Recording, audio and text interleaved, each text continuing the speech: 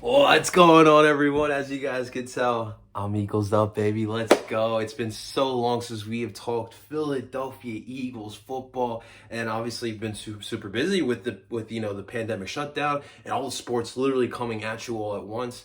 Kind of forgot about the birds, but thank God today we got some stuff to talk about. There are some things to discuss within our Philadelphia Eagles, and I'm excited to talk some birds football. We're 2 weeks away now from the start. We're less than 2 weeks away now from the start of the NFL season, and our birds will kick off down in DC yet again. And we're slowly getting into it, and we're going to start talking more and more about the Philadelphia Eagles. And I'm excited to get this started, guys. Before we move on, guys, I'm your boy, Parcero Philly, that of all things sports and culture here in the beautiful city of Philadelphia. And it would truly mean the world to me if you could help me in my growth here on YouTube. Please, it would mean the world to me if you could like the video, subscribe to the channel, hit the bell button for notifications, as well as sharing this video and this channel to help continue the growth of your favorite parcero. So, all right, so let's get right into some of these headlines, guys. So, a lot of what we're going to talk about today has to do with a word we've heard so much over the past couple years in Philadelphia, especially with the Eagles: injuries. We can't get away from these guys. We literally cannot. And it all, for me, I want to start with the Andre Dillard injury that he suffered last week. It seems as if it was a torn bicep that he suffered. And look, Dillard, from my understanding and from what I'm hearing coming out of camp, he did not look good whatsoever in camp. The bull rush is his weakness. And you take that gamble when you get a lineman that comes from a run and gun type of offense that Washington State was running under Mike Leach. The kid literally, all he did was pass block most of the time, and those type of offenses is quick release type of throws. So he at most has to block for more than 10 seconds. In the NFL, obviously, it's a whole different animal. You're going up against men amongst men. So it's a totally different ballgame for Andre Dillard. And it's unfortunate that he suffered this injury, but the writing on the wall, I think, was here for Andre Dillard, and now there's an opportunity for someone else to step up and take the spot away from Dillard. We expected Dillard to take Jason Peters' spot one day, being a first-round draft pick, but we've seen him in Philadelphia with the Eagles. Just because you're a first-round draft pick doesn't guarantee a starting job, aka Danny Watkins. We won't get into that, but it's unfortunate, but. That has opened the door for some other people with his struggles and, of course, with his injury. So we all thought, myself too, perfect. We signed Jason Peters for a reason, right? I know he's going to go into the season playing right guard, but he is one of the best left tackles of all time. So let's just swing him back out there. And then Jason Peters decides that, nah, you want me to play left tackle? Give me more money. What? What? JP's going to throw us that curveball like that after all we have done for him and giving him opportunities after we probably should have, after the Super Bowl year, we probably should have just moved on. But, being who we are, being who we've been since the Super Bowl year, and obviously, we're super thankful for what Jason Peters has done for the city and this football team. But you really think that it's a great idea to ask for more money in the situation that we're in right now? I know it's not your problem, the fact that the Eagles are pressed as far as the salary cap goes, but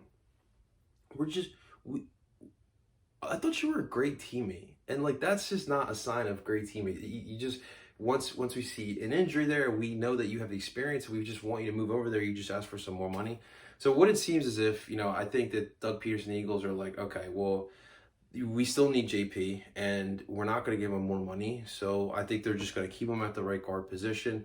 I think JP is wrong for asking for more money, but what it seems as if is that the left tackle position that Dillard is leaving open is between Jack Driscoll, who we got later rounds in this draft from this season, Jordan Mailata, who we kind of forgot was still on this team, and it's been a project that the Eagles have been working on for the past 3 years, and it just hasn't really flourished. And the switching sports from rugby to football is really difficult, and I don't know if playing offensive tackle maybe is best suited for him. It's just a lot, and I don't know if it's going to work out, to be quite honest with you. Matt Pryor is also getting a crack at it at left tackle, but Driscoll has really stepped up, and he could really be fighting for some serious minutes. And it'd be crazy to think that we're starting a rookie at left tackle. That's crazy. I mean, I personally think that we need to switch Lane Johnson over back to left tackle. We're talking about the future of our franchise and Carson Wentz, who's already has injury issues. You need that blind side to be secured, and I would prefer to put Lane Johnson there. And if Driscoll is as good as advertised and what he's showing you right now, put him at right tackle. Put him at right tackle. I think that would be the best option. Driscoll, obviously Jason Peters, Jason Kelsey, Sayamalu, and Lane Johnson. I would feel semi-okay with the line going into the season. But yeah, it's definitely a little bit of a concern. I haven't heard the Eagles out there looking for a replacement or another body to bring in here. I know Riley Reef from the Vikings is looking to be cut soon, so maybe look into that, Eagles. But yeah, this line definitely needs another body in there. And as you guys can tell, we're gonna after what we talk about here, players are gonna be dropping like flies, and the Eagles need to be prepared for that. Unlike past seasons, what is it? Is it in the water or the water?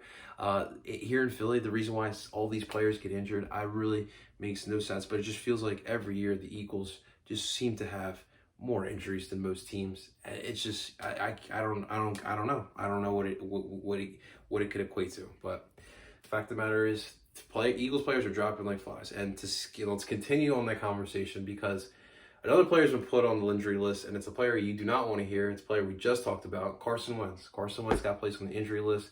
He is day-to-day with a lower body soft tissue injury from the reports. So to me, it just sounds like something got tweaked with Carson, and the Eagles know his history and would rather just, wrap it up, don't risk any further injuries, and just have him, for precautionary reasons, sit out the rest of training camp. And it sucks because you would want him to get ready for the season. I mean, I know there's a preseason, which makes this even harder for every NFL team to get prepared for the year. But, of course, I'd rather have Carson Wentz play a full season than to get injured, obviously. And then the other injury that we saw this week was Jalen Reagor got placed on the injury list. He's going to be out up to 4 weeks. He suffered a small shoulder tear. And that's a big blow as well, because we're talking about a rookie who we are actually expecting him to contribute this season, and he is hurt as well. So 2 key guys in the offense be getting placed on the injury list. Carson's going to play week 1. I don't have any doubts of that. But Jalen Reagor, that's what I wanted to see this year. I wanted to see contribute, and he's going to be out up to 4 weeks. He could very well miss the first 2 weeks of the season, which would be huge. You're already talking about not having Marquise Goodwin in here. Deshaun Jackson is an injury liability. I heard J-Jaw looks good right now, which is very pleasing to hear. I don't know what's going to happen with Alshon this year. I really could not tell you what's going to happen with Alshon this year. And it's really, really, really refreshing to hear 2 later round draft picks, and Quez Watkins and John Hightower are actually stepping up and look good. They look polished.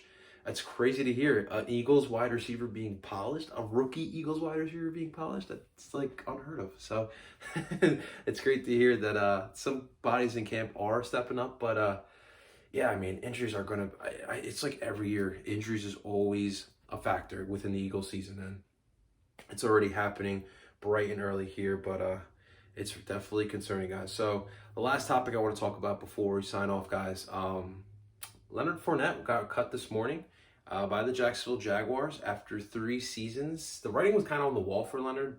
The Jags didn't pick up his option, and it's clear that Jacksonville is going into rebuild mode after they literally had one of the best defenses I've ever seen in the National Football League in 2017, and they literally let that shit implode. We saw Ngakoue got traded to the Vikings earlier this week, and now releasing Leonard Fournette. Now, here's the issue. Obviously, the main issue is the salary cap. The salary cap we're really pressed on it. But I said it too. If you can find a way to get a 1-year waiver for Leonard Fournette on a team-friendly deal, then I don't see how you don't go for it. But I don't know what Leonard Fournette's plan is. I don't know if he's trying to get a prove-it deal or if he's trying to get his money's worth still. But we all know his breakout year when he rushed for over 1,000 yards. He got 9 touchdowns. His second year, he got hurt. and that was definitely a big blow for him. He only played like 8 games. And in the third year, he bounced back. He had 1,100 yards and he had 3 touchdowns. So clearly, there's still something left with Leonard Fournette. And if you guys know me, you know I'm a big proponent of a running back by committee. And I saw what happened in 2017 when you had a LeGarrette Blount, a Jay Ajayi, and a Corey Clement working all as one. And I think the Eagles need a power back. I don't underestimate what a power back does. When you have a LeGarrette Blount, even a Jordan Howard last season, it really makes a difference. You know, when it's 3rd and 2, you feel more comfortable of lining up in a 12 personnel or even, you know, 3 tight ends and just handing the ball off. And that definitely is something I would like the Eagles to get back to. Again, like we said, Carson Wentz has an injury history. Let's just make sure we have a solid running game so we don't have to worry about Carson Wentz, A, getting in the pocket and getting hit. 2, it relieves pressure off of Carson Wentz and the whole offense. So definitely price is the issue here with Leonard Fournette, but we will see what happens. Of course, I will keep you up to date. We're less than 2 weeks away to the season. Next week, I'll have a season preview for you guys so we can talk about the birds. But in the comments below, let me know what your takeaways are thus far in training camp. Are you a little concerned like I am? Let's talk about it in the comments below. Let's talk some birds. Thank you so much for watching, guys. It truly means the world to me. But do not forget to hit the like button, subscribe to the channel, hit that bell button for notifications, as well as sharing this video and this channel to help continue the growth of your favorite parcero. I'm your boy, Parcero Philly, and I'm telling you guys, Jeff Garcia, baby. Jeff Garcia. Talk to you soon.